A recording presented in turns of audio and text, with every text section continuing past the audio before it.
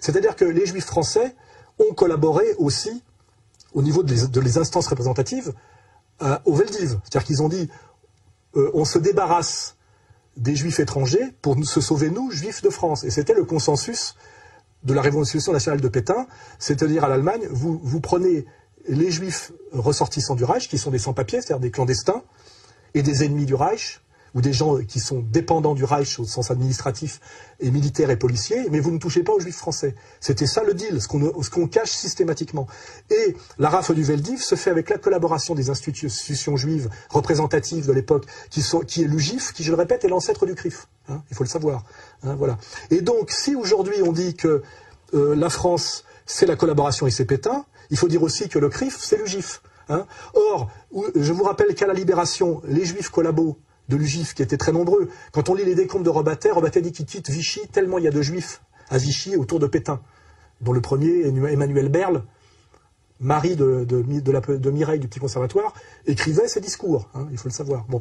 Donc si à un moment donné, il faut savoir que les Juifs collabos ont échappé aux tribunaux d'épuration à la Libération et qu'ils ont été jugés en interne par la communauté juive elle-même, ce qui s'appelle d'ailleurs une mise en place illégale et totalement anti-républicaine de tribunaux rabbiniques. On ne voit pas pourquoi, quand on est un juif collabo, on échappe à la justice de la République. C'est déjà totalement anti-républicain, ça fait partie des dysfonctionnements qui montrent que finalement, la République n'est peut-être pas tout à fait ce qu'on croit, ou d'ailleurs il faut peut-être que la phrase débile et délirante de BHL est vraie, puisqu'il avait bien dit un jour sur France 2, à une heure de grande écoute devant Arlette Chabot, ces synagogues qui sont le symbole de la République.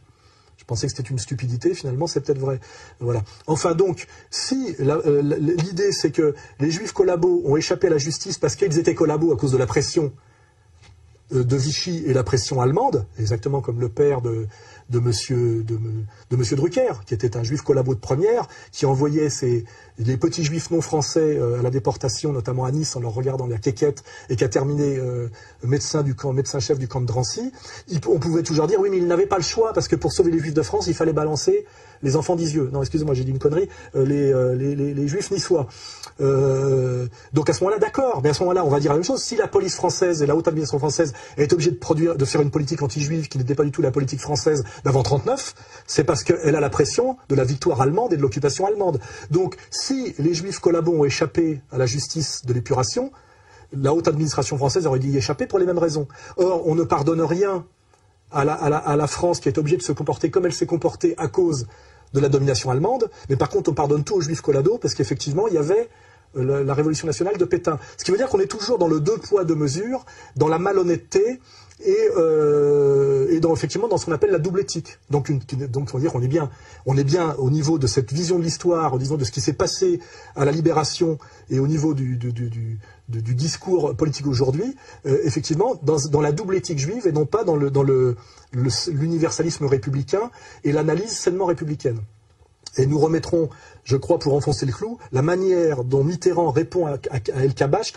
On voit bien que d'ici au mois de juillet, on va encore vous redemander que la France présente des excuses pour ce qui s'est passé à Vichy. Votre position est toujours la même. Ils attendront longtemps, ils n'en auront pas.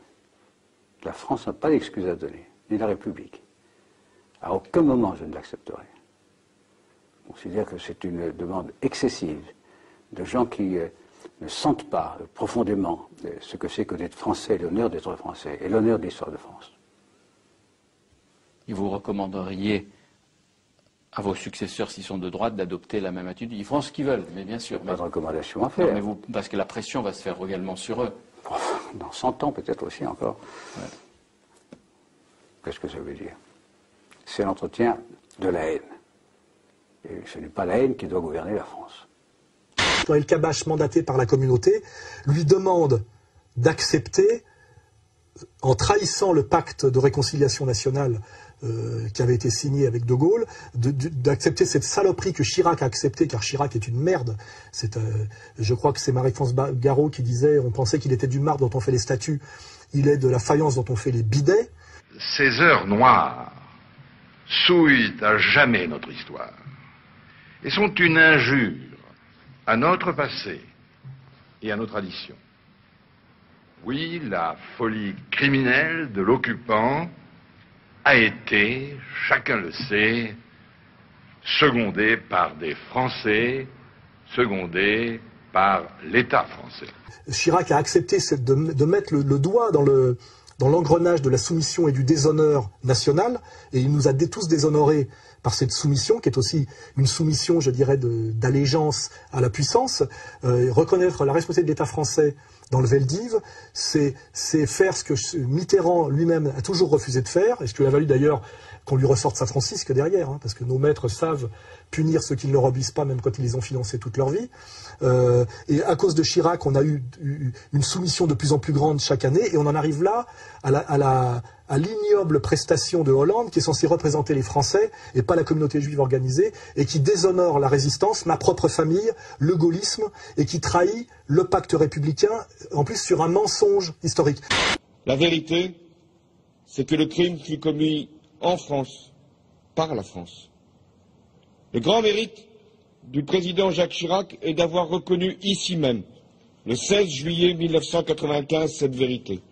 Donc je dis, si on doit condamner la haute administration française, la police française et le peuple de France tout entier, ce qui est d'ailleurs du tribalisme, puisque c'est la responsabilité collective et héréditaire, ce qui n'existe pas dans la vision helléno-chrétienne, qui est l'individu et le pardon. Hein. C'est-à-dire, là, on est dans le tribalisme juif intégralement. Hein. C'est-à-dire ni pardon ni oubli, responsabilité collective et transmissible. C'est ce qui définit le tribalisme, la responsabilité collective et transmissible. C'est-à-dire, je tue ton cousin parce que toi, tu as tué quelqu'un, et je tue les gosses parce que les parents ont fait quelque chose. Dans le monde de l'universalisme républicain, il n'y a que la responsabilité individuelle. Je n'ai rien fait, je suis né en 58, aucun Français aujourd'hui n'a rien fait et n'est responsable de rien de ce qui s'est passé entre 40 et 45. Et si on doit juger effectivement les collabos, jugeons tous les collabos, et donc jugeons aussi les cadres de l'UGIF. Hein, voilà. Or, personne ne vous parle jamais de l'UGIF, c'est pour ça que moi je vais montrer ce livre de Maurice Rafchus, qui a écrit sur l'UGIF, c'est-à-dire sur les juifs français collabos, parce que lui, ses deux parents, c'est un juif d'origine de l'Est, ses deux parents ont été assassinés à cause de la collaboration des juifs collabos. Et il faut savoir que ce livre que m'a prêté Jean Robin, je le remercie, a été édité une seule fois, il n'a jamais été réédité. L'éditeur qui a eu le courage de l'éditer a subi un attentat à la bombe, il faut le savoir. Hein, c'est-à-dire qu'il y a une communauté qui sait se faire respecter et sait faire respecter la loi du silence avec des principes de type mafieux, ultra-violents, il faut bien le rappeler. Hein. Violence que je subis, que Dieudonné a subi, que subissent tous les gens qui essaient de faire passer un peu de vérité. Et j'ai rencontré moi-même Maurice Rafchus en 2004, et il m'a dit, nous avons un point commun, c'est que nous avons tous les deux été ratonnés par la LDJ. Donc là, je rappelle bien que dans la communauté, certains juifs de vérité qui vont contre les intérêts supérieurs des élites communautaires se font châtier exactement comme les goïs, exactement comme dans la mafia, un cadre de la mafia qui à un moment donné joue contre les intérêts de la mafia ou essaye de s'émanciper ou de sortir de cette logique communautaire, se fait persécuter, voire assassiner. Et ce pauvre Maurice Rafchus, pour avoir essayé de faire savoir qu'il y avait toute une histoire des juifs collabos, s'est fait ratonner par la LDJ. L'éditeur qui a édité ce livre a subi un attentat à la bombe qui, à mon avis, ne vient pas des jésuites ou des islamistes. Hein. Et pour vous dire que c'est un sujet éminemment brûlant, qui demande beaucoup de courage, mais qui est connu de tous les gens qui connaissent un peu l'histoire. Je pense que M. Nora connaît très très bien cette histoire-là. Hein. Mais par contre, personne n'en parlera jamais, parce qu'il faut un grand courage pour en parler, c'est dangereux. Voilà. Mais voilà, pour finir sur le Veldiv, je veux bien la responsabilité, le procès de la collaboration, mais jusqu'au bout. Ou alors, on respecte le pacte de réconciliation nationale, on arrête d'humilier le peuple français avec ça, alors que ça s'est passé il y a plus de 60 ans, qu'on est dans une période de chômage de masse, qu'il y a de gros problèmes à régler, et qu'il y en a plein le cul de demander pardon pour des choses que nous n'avons pas commises, pour des fautes que nous n'avons pas commises. Voilà.